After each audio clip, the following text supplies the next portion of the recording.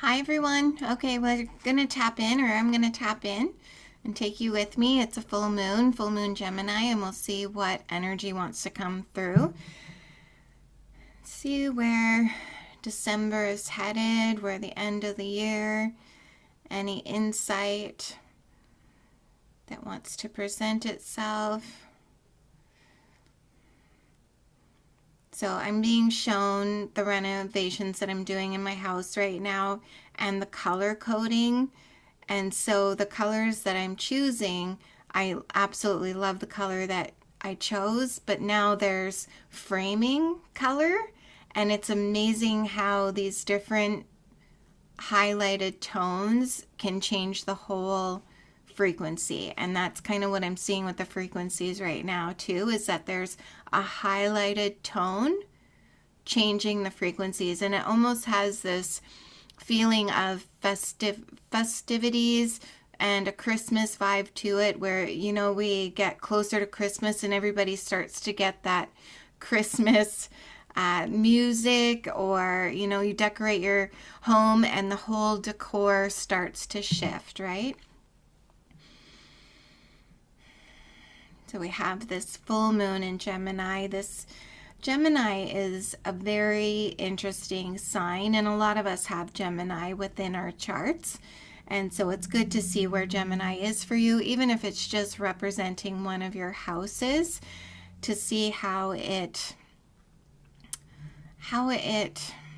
changes things for you, or how you can see through the eyes of Gemini. Geminis are quite free, as well as they have almost a duality or polarity within them. And so there are a lot of free, loving spirits within Geminis. They can be really funny and love attention, love people. They're quite the younger, communicative sign of the air signs.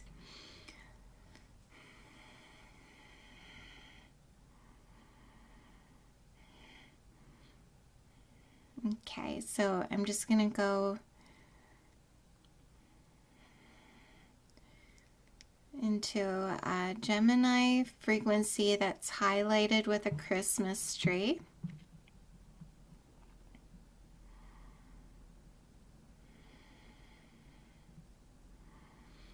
And I can start to hear the Christmas bells.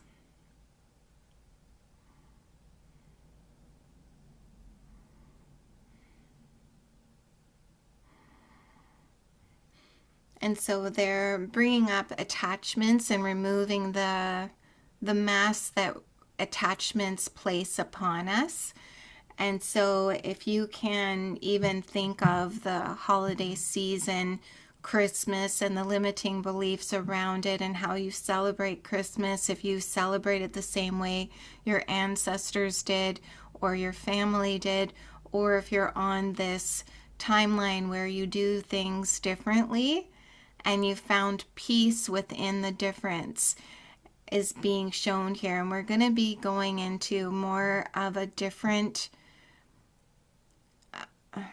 love of the spirit of Christmas, and the love of family and friends, the love of breaking bread, the love of home decor, the love of coziness and patience, and bringing warmth. In the northern hemisphere, we bring warmth into our home, and we invite others often into our home. A lot of people won't see their extended family except for at the holiday season, and some people can bah humbug about that, and other people, it's the best time of year.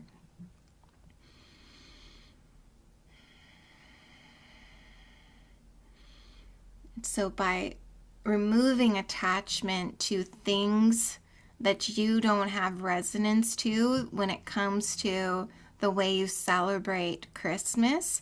And a lot of people, Christians included, I know quite a few Christians that just, almost Jehovah Witness to the holidays because of the manipulation and the materialism that it puts onto family and society. And if people are struggling financially, these attachments and limitations to Christmas looking a certain way can be really burdensome, that this time of year can be the most dreaded time of year. Maybe you liked it last year or 20 years ago, but for some reason this year it's not in resonance, and you can avoid Christmas altogether.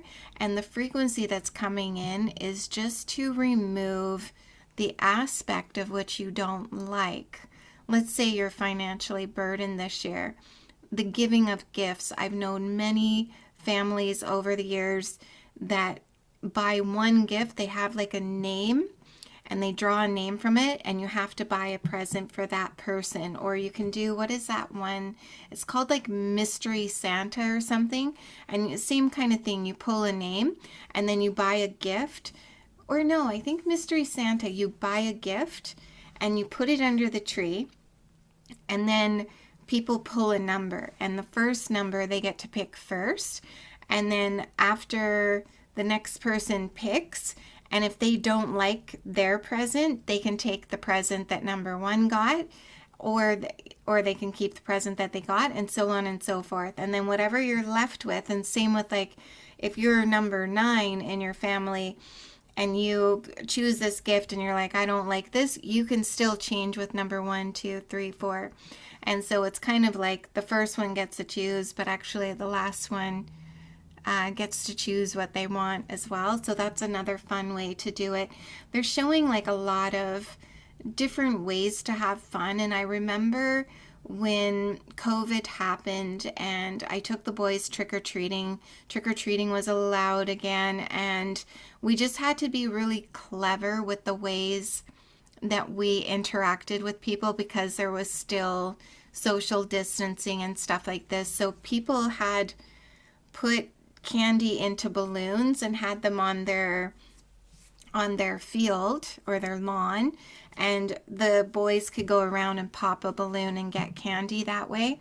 And then other people had these tubes coming from their balcony, and when somebody would come with their bag, they would say, put it under the tube, and you would put your candy bag there, and then treats would come down the flute and into their bag, and then you're like, happy Halloween, thank you, and you would go on your merry way, right?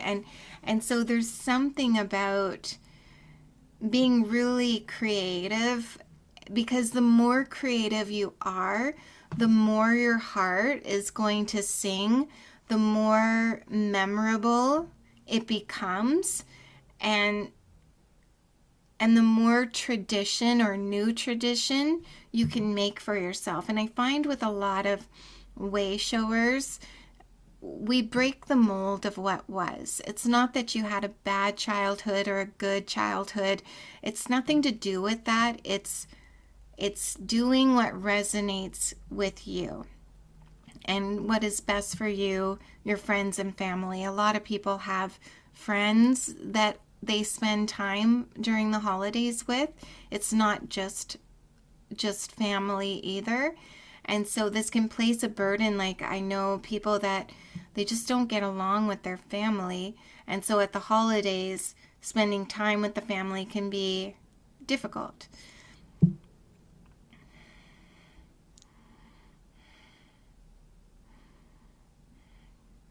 just seeing if there's anything added to this message.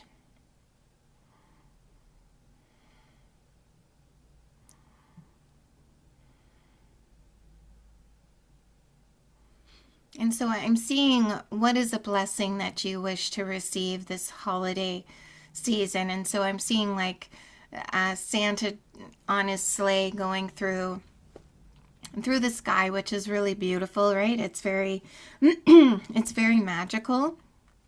And so if you can place a request for a blessing as well, and this can be, you can do one for yourself and you can do one for the collective, and this can be a feeling, or it could be something that you're actually needing and wanting. Like, let's say your car broke down and now you don't have a car or something, and so this can be a need as well as a desire that you're wanting. You could be having a hard time going through a lot of shadow work right now. And so if that's happening to you, you can request whatever you're needing, either to seek understanding of what's coming up in you. Understanding is a beautiful blessing to receive. And then, or you can ask for mercy too, where you may feel that you've been in the shadow so long that you're ready to get out of it. And attachment to shadow is a thing. People can think that they need to go deeper and deeper and deeper, and we can take breaks. Nothing, just like rabbit holes and conspiracy theories, it's good to know them all, but you don't have to go deep into a hole. You won't find the truth. The deeper you go in any direction, you'll end up having more questions. It's just the way it is. It's an illusion. It's a simulation of where we are. And the more AI starts to produce these videos that you can't even tell if they're real or not, you can only laugh about it. I saw a prank video that was quite crazy, pranking these seniors that were in a casino, a little small dive bar kind of casino on these little VLT or slot machines. And this guy goes up to one of the guys and he's like, "How did you feel when that guy came and kissed you behind your head?" And the guy's, "Oh, no, he didn't do that. No, look, I took a video of it." And it's those two, because you can do things so fast on AI. Like if you look at Sora, you can see it. So the guy took a picture of this guy and sent it into this creation and made it that the guy in the slot machine behind him would get up, go over to this guy that's facing this slot machine, put his hands on his shoulder and kiss the back of his head. And then he showed that guy the video and he's, "What?" And he went over to the guy and the guy's like, "I didn't do that." He said, "No, you did. Like he doesn't even think, why didn't I feel hands on my shoulder? Why didn't I feel the kiss on the neck?" It's like, no, that's on the screen. We have proof that you did this to me. And there's this flip in judgment of, especially with seniors that can't really wrap their head around this technology, and we've been brought up to believe the reality that is projected on the screen. And now that screen is even flawed, more flawed. And a lot of people have been saying it was flawed before AI could generate these completely fake photos.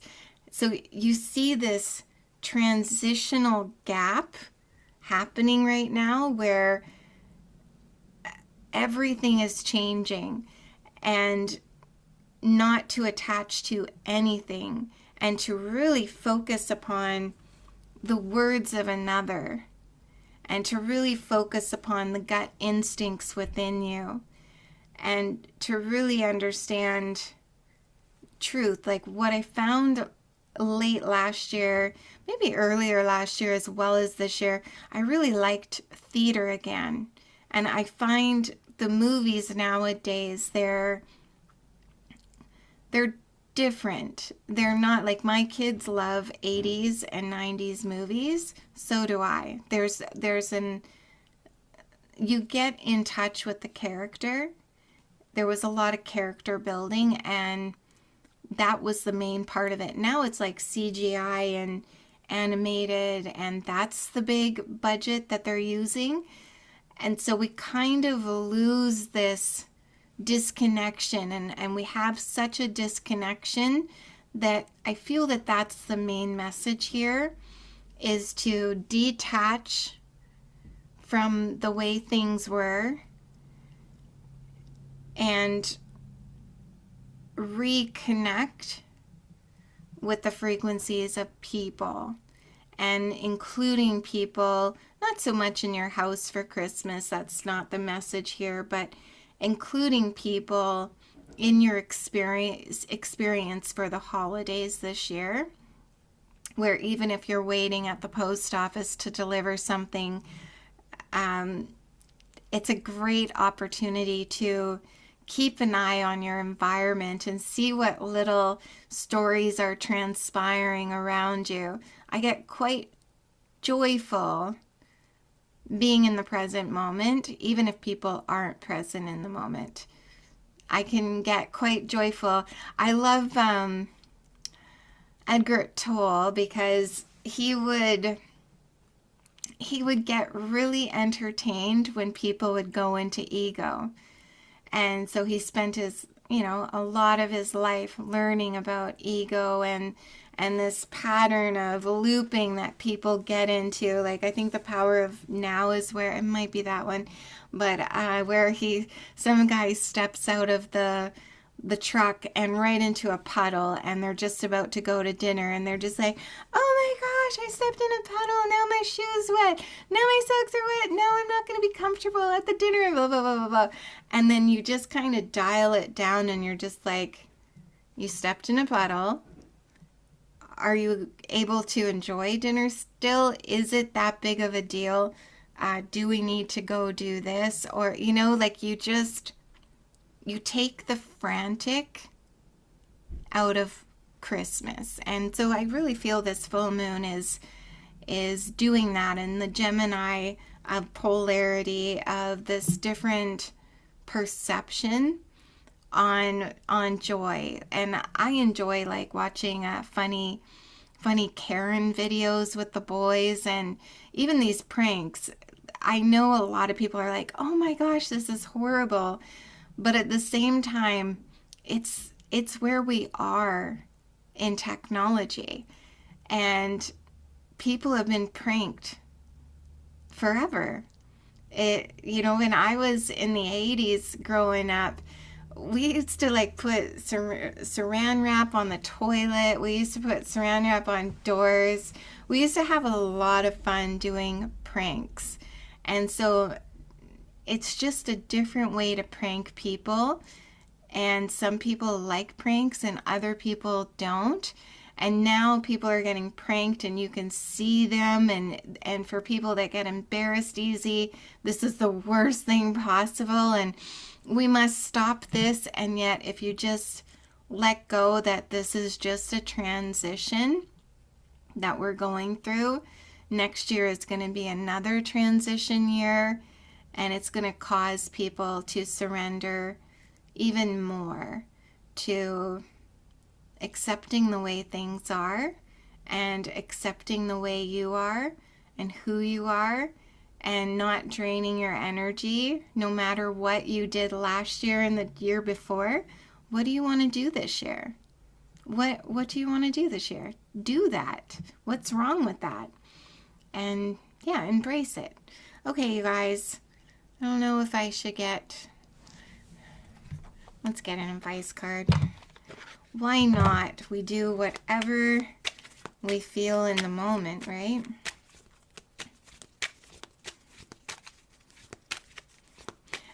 I just heard that because I heard stop worrying about what you don't have. And it wasn't materialism there. It was, let's say, like credentials. Let's say you're building a fire, you don't have a match. It's those kind of things. Just let go to the way things are and thinking that you're in a lack of anything, because maybe you light that fire every year and this year you can't, and there's a reason for it. There's a different experience about to transpire for you, and walk away from the way that you thought things were going to unfold, and hold this love frequency where freeze it in time.